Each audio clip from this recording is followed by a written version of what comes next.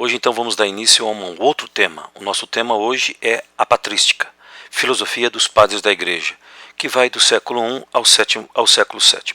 A primeira coisa que nós temos que analisar é se é possível uma religião construir um corpo sistemático de ideias, no sentido que ela propõe a busca da verdade. Então olha só, nós temos aqui o cristianismo. O cristianismo é a primeira religião universal. Quando eu falo universal, significa que qualquer pessoa pode se tornar cristã. E para tal, o cristianismo precisava de uma linguagem que também fosse universal. Para isso, o que ele fez? Ele vai se apropriar do pensamento filosófico dos gregos e dos romanos, isto é, do helenismo, para tentar configurar uma visão do mundo, para tentar uma conciliação entre a filosofia e a religião nascente, o cristianismo. Qual seria então a finalidade dessa tentativa de conciliar o pensamento filosófico dos gregos com o discurso cristão? É para convencer os pagãos à nova fé, à nova verdade e convertê-los a ela. Para a gente tentar ter uma ideia, então, vou fazer mais ou menos o seguinte. Como é que se dá esse processo? Nós temos então aqui as verdades da fé ou as verdades reveladas e as verdades da razão ou as verdades humanas. Como o cristianismo vai fazer isso? Então olha só, as verdades da fé elas são sobrenaturais, é um conhecimento recebido pela graça divina, enquanto as verdades da razão são verdades naturais, é um conhecimento racional. Qual será então o grande tema diante dessa questão aqui entre fé e razão? Professor, o senhor já falou. A possibilidade ou impossibilidade de conciliar fé e razão, a razão e a fé. Qual vai ser então o parâmetro para isso? Olha, nós vamos fazer o seguinte, nós temos três correntes que vão fundamentar esse pensamento. Os que julgavam fé e razão irreconciliáveis, um outro grupo que vai julgar fé e razão conciliáveis, e um terceiro grupo, fé e razão irreconciliáveis ou inconciliáveis. Professor, é a mesma? Calma, vamos devagar. Primeiro, pessoal, vocês já perceberam que a gente só acredita porque é absurdo? Pensa um pouco. Nossa, eu amo aquela pessoa. Amar o outro é algo absurdo. Por isso que você ama, por isso que você acredita. Então, portanto, fé e razão são o quê? Irreconciliáveis. Conciliável. Creio para compreender. Só a partir do ato de fé, da base da experiência religiosa, é que eu compreendo. Portanto, a minha razão está iluminada por Deus. Inconciliável. Razão trata o quê? Das coisas empíricas que eu percebo pelos sentidos. E a fé trata do sobrenatural, do mistério, do divino, do sagrado. Então, três correntes de pensamento no período da patrística. Continuando. Então, olha só, vou apresentar agora o Aurélio Agostinho, mais conhecido como Santo Agostinho. Estamos aqui entre o século IV e o século V. Vamos fazer o seguinte, Santo Agostinho lança mão daquilo que eu vou chamar de teoria da iluminação. O que significa isso? A gente possui a verdade já está em nós, porque nós recebemos de Deus. O que vocês estão percebendo aí na teoria dele? Nossa, o nosso amigo, o Platão. Então, Santo Agostinho é alguém que vai cristianizar Platão. Ele vai partir das verdades platônicas. Então, olha só. Ele vai escrever sobre isso na primeira autobiografia da história da humanidade, que é o livro dele, As Confissões. E a visão, antes de Santo Agostinho se tornar cristão, ele era maniqueu. Ele aprendeu, dentro de uma visão religiosa de mundo, que existe então um mundo e esse mundo é dualista. Está percebendo? De novo Platão. Só que esse mundo está dividido em quê? Em bem e mal. Só que o bem e mal são duas entidades separadas. E aqui eu lanço mão de uma questão. E eles estão perpetuamente em luta. Eles estão lutando permanentemente. E onde é que se dá essa luta? No nosso mundo, no nosso dia a dia, no nosso cotidiano. Gente, um cristão é maniqueu? Não. Um cristão não pode ser maniqueu. O mundo não tem duas entidades. O mundo só tem uma entidade, que é a entidade divina, que é Deus. Então, portanto, Santo Agostinho vai começar a dizer quem é o ser humano e vai tentar demonstrar para nós como é que se dá o processo da iluminação. Primeiro, nós somos seres de vontade. Vocês já perceberam isso? Seres de vontade. Então, portanto, nós não somos puramente seres de desejo.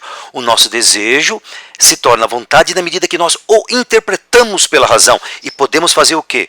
Escolhas. Mas, a grande questão dele é essa aqui, o mal. E quando ele se converte ao cristianismo, ele não pode necessariamente ser dualista, ser maniqueu. Então ele volta para o texto bíblico. Vocês estão vendo aqui, né? Todo mundo já reconheceu que é o Adão e Eva, que fizeram o quê? Uma escolha. E essa escolha foi para um bem inferior. Portanto, aquilo que eu vou chamar de mal. Para Santo Agostinho, o mal é ausência de perfeição. Ele é ausência de bem. Portanto, ele não tem existência real. Como assim? É possível um ser de ausência? Não. O que é o ser de ausência? O nada. Então quem faz o mal? O ser humano. O ser humano é responsável pelo mal. Agora olha só, se todos nós fazemos o mal, nós estamos predestinados o quê? A maldição eterna. Portanto, todo mundo vai para onde? Para o inferno.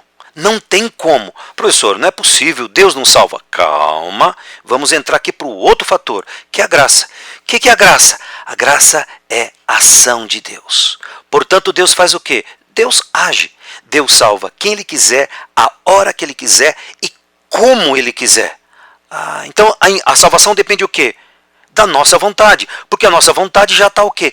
Contaminada. E contaminada por quê? Pelo mal. E que mal é esse? O pecado original. O pecado da nossa origem, que descreve tão bem o texto bíblico de Adão e Eva. Mas olha, esse cara é cristão. Mas como é que se manifesta a graça? A graça se manifesta pelos sacramentos. E quem é responsável pelos sacramentos? A igreja. Então o que são os sacramentos? Manifestação da graça de Deus. Agora vamos dar uma olhada numa outra questão desse período da patrística, que é a questão dos universais. Universal é um conceito, universal é uma ideia, universal é uma essência. Professor, então isso é uma colocação feita então por Platão? Sem dúvida. Lembre-se que o grande pensador desse período está ligado a Platão. Então vou fazer o seguinte, qual é a questão que se coloca? Os universais, que são os conceitos, as ideias, a essência, eles seriam realidades, eles seriam ideias ou eles seriam apenas palavras? Vamos ver então as tentativas de solução. A primeira tentativa é o realismo, que é feito por Santo Anselmo, no século XI. Olha como pensava Santo Anselmo. Realismo, Platão, mundo inteligível, os universais. Portanto, as ideias são as coisas. A ideia constitui a verdadeira realidade. Portanto, conceito e realidade são os mesmos. Em que sentido? Que eles são verdadeiros. Então, os conceitos têm realidade objetiva. Eles são em si mesmos e expressam as coisas em si mesmos. Os conceitos universais preexistem as coisas, aos indivíduos, e eles são o quê? Concretos. Outra solução é a solução proposta por Guilherme de Ockham, portanto, os nominalistas. Você já está percebendo, né? Nome. Então, olha só que coisa interessante. Os universais são os nomes. Não é uma realidade em si mesma. Não é algo com fundamento da realidade. Ele é o próprio nome. Ao dizer a coisa, eu necessariamente a digo. Isso é, um conceito, um nome, ele não tem valor objetivo. O que significa isso? Só os indivíduos são reais. Então, portanto, o que são os universais? São etiquetas, são nomes para agrupar seres semelhantes. Uma outra tentativa de solução para essa questão dos universais estão aqui os conceptualistas, de Pedro Abelardo, século XII. Vamos fazer o seguinte, o que são os universais? Eles são conceitos mentais. O que significa isso? Que eles são ideias abstraídas de dados particulares. Vocês estão percebendo aqui que tem uma indução? Então eu vou abstrair através do dado sensível, do fenômeno que vem aos meus sentidos. Então o que é universal para Pedro Abelardo? É uma ideia formada pelo pensamento, a partir do quê? De dados particulares, portanto num processo de abstração.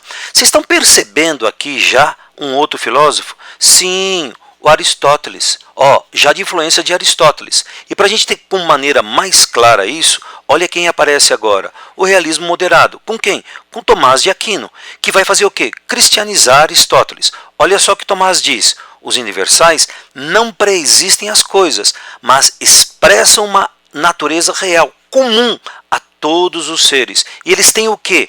Uma determinada característica comum. Vocês estão percebendo que ele está indo em busca da verdade através de base empírica, pautada por quem? Por Aristóteles. Então, na próxima aula, a gente vai continuar o assunto sobre a Idade Média.